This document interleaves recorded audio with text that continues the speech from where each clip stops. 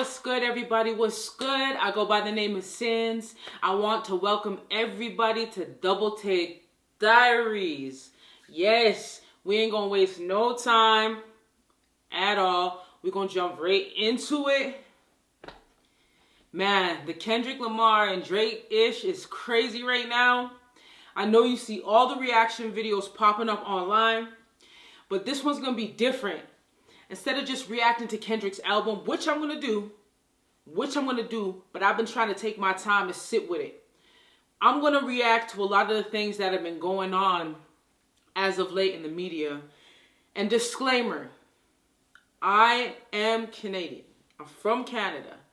But I stand 10 toes down and I'm a real mother. Shut your mouth.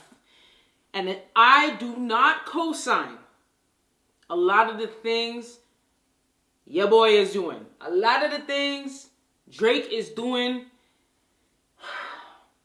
really, he got his tail tucked between his legs. I never thought in a million years, and I'm going to keep it real with you. Sin's going to keep it real with you. I never thought in a million years Wheelchair Jimmy could take it that far. No bullshit. Not even bullshitting with you. So he's filed 2 complaints, if I'm not mistaken. 2 complaints. Lawsuits, whatever they want to call them. He filed 2 complaints. One was for defamation.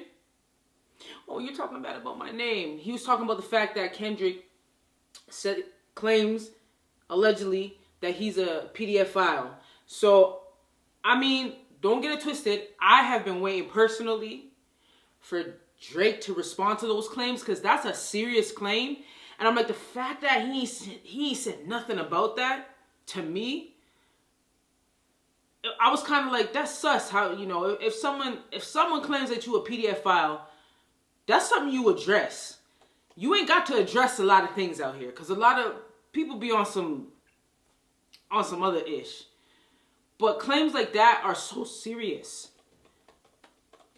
I'm just going to see, when did Not Like Us release?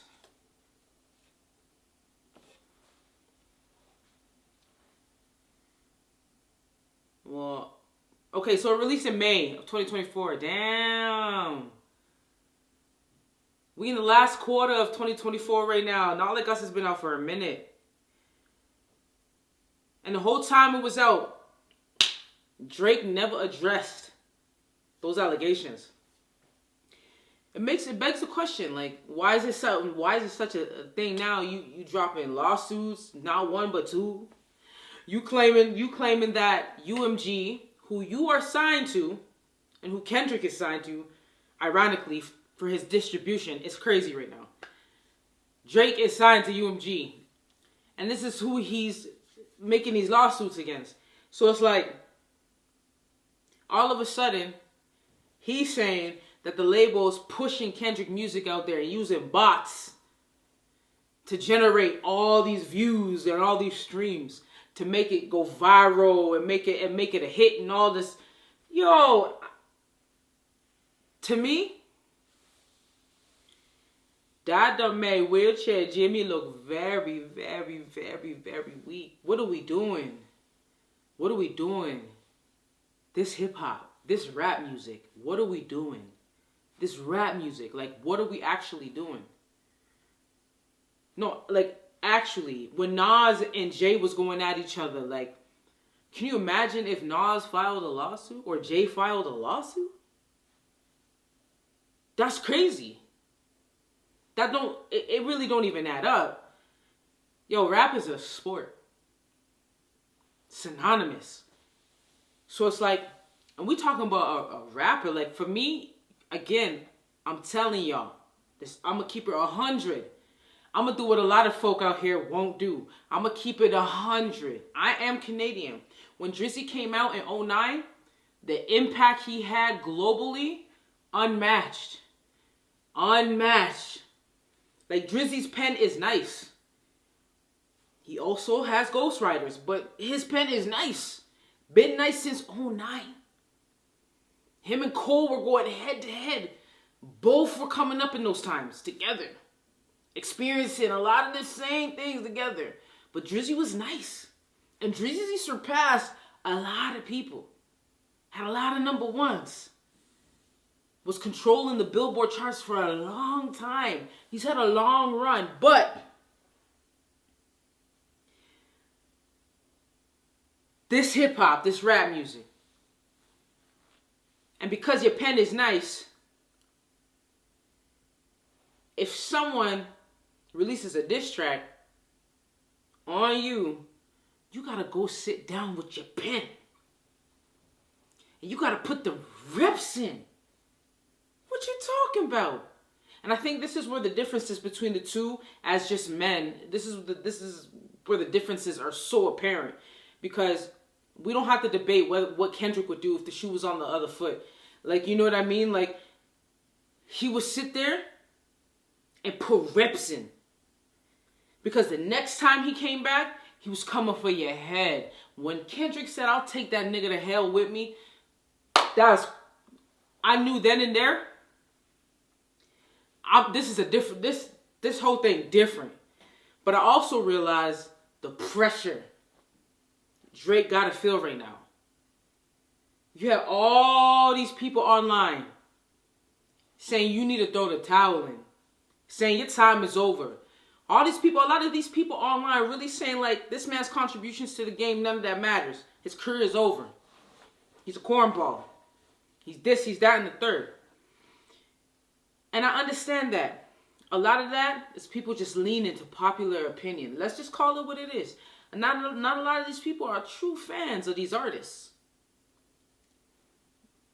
But I like the fact that Kendrick stands on what he stands on. Kendrick understands that in order to change things, in order to really truly be impactful, it begins with you. So he does the work, and you hear it in his music.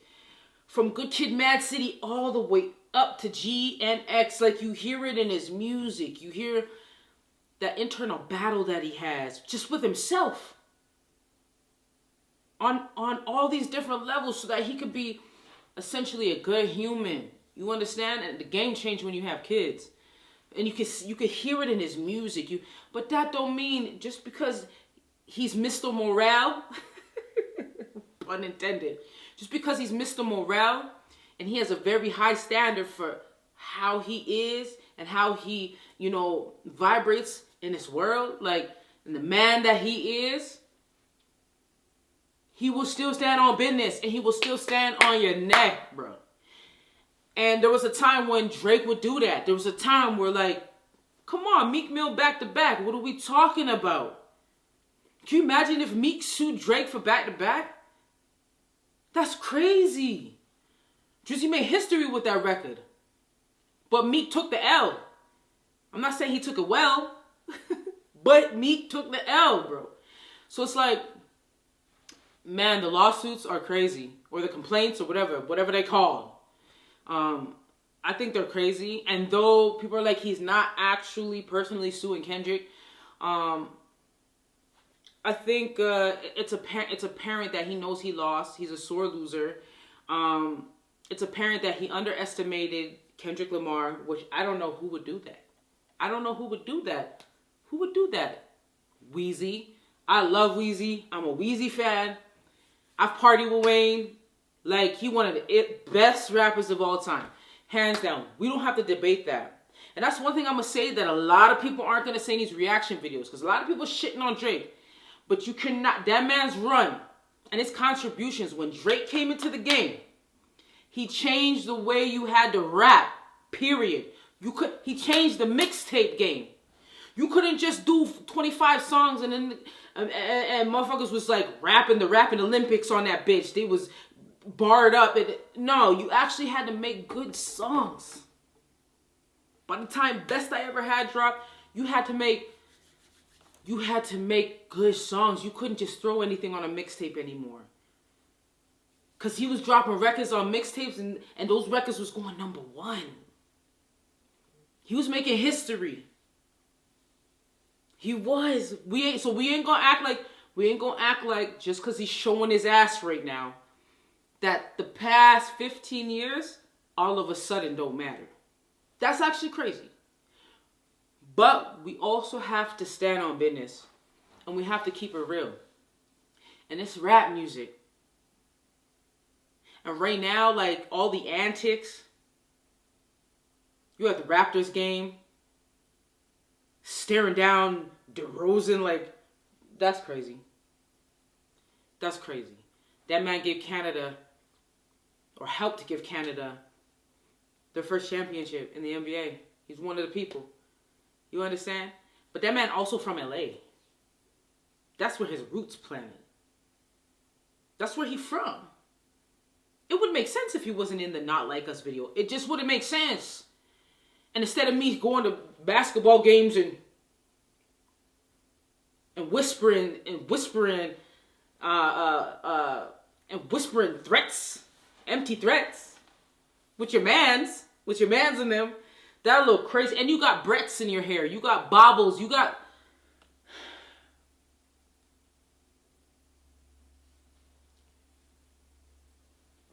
Drake, you making it hard for us as Canadians to defend your ass because you doing some weird shit.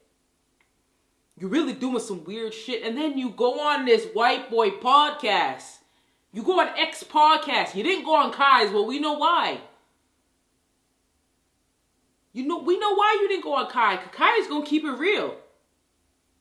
He's not going to let you come up there and start sneak dissing motherfuckers without you actually having to stand on that. He ain't gonna get smashed off the 1942 and let you call Steve Lacy a fragile op. Bro, Steve Lacy? Who don't you have beef with Drake? I mean, I want to be honest with you. Not everybody's gonna like you in life. That's just what it is. Okay? I'm learning this. I've learned this. Not everybody's gonna like you in life. That's just what it is. You feel me? And that's okay. But bruh, Drake went from being the most unbothered human being to like, it's like walking on eggshells around that motherfucker right now. It's crazy. And I get it, man, the claiming that you a PDF file and all these things. All these different things, bro. It's crazy. Kendrick had everybody around the world screaming LV ho. Like, I get it. You got people walking in Toronto, people from Toronto screaming LV ho. It's crazy. Like, it's quick how people will change on you when people's perception of you change. It's crazy. It's ludicrous out here.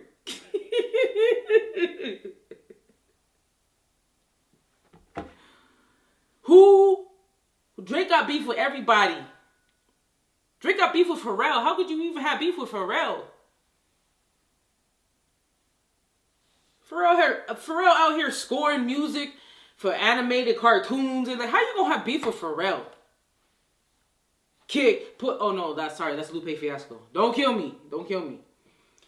But it's apparent Drake is definitely a sore loser. He definitely underestimated Kendrick Lamar. He definitely underestimated Not Like Us. It's not looking good for your boy. It's not looking good for the boy, man. I never knew Wheelchair Jimmy could take it this far. Bro. Damn.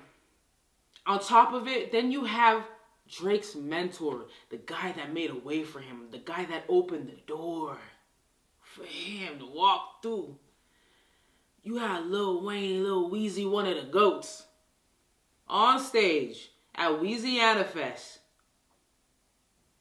pretty much crying about not getting to perform at Super Bowl 2025. Now, don't kill me in the comments. I can only keep it real with you. Don't kill me in the comments. I don't disagree with the fact that he's from New Orleans and that's where Super Bowl is. And he definitely should have been thought as a runner-up. But that's just it. If you don't think that Super Bowl at some point in time in planning the halftime show didn't have Lil Wayne in mind, y'all crazy. Of course they had Lil Wayne in mind. Y'all crazy if you think that they didn't. But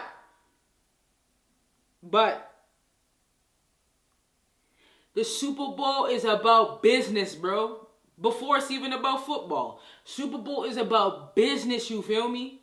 And the moment that this Drake and Kendrick beef created, and then the moments that were created within that moment,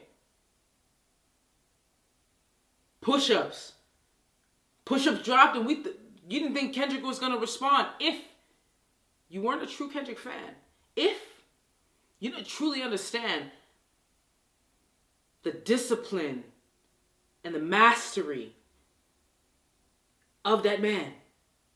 He is a mad genius. We ain't gonna sleep and act like Kendrick is not a mad genius. So by the time you got to Not Like Us,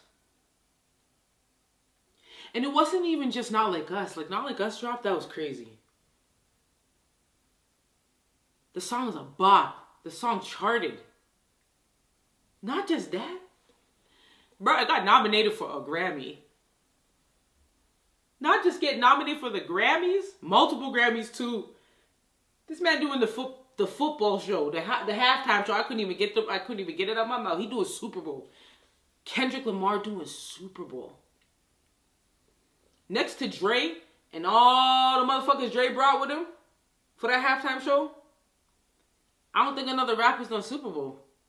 I have to confirm. I think Kendrick's the first solo rapper to do Super Bowl, which is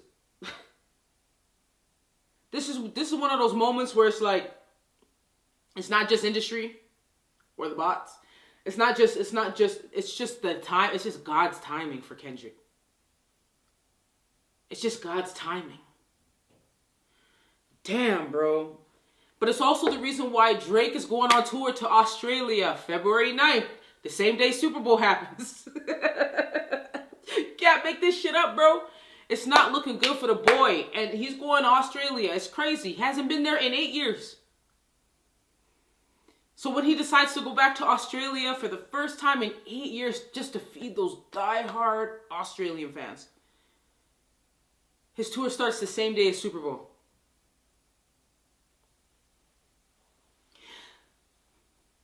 This is my thing with Drake. He doesn't know humility. He's so far removed from reality.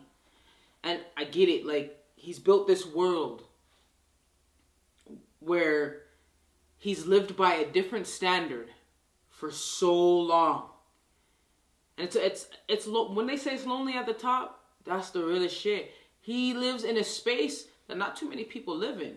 And he's created this bubble. And then you have the niggas around him be the biggest problem sometimes. No offense. Don't kill me.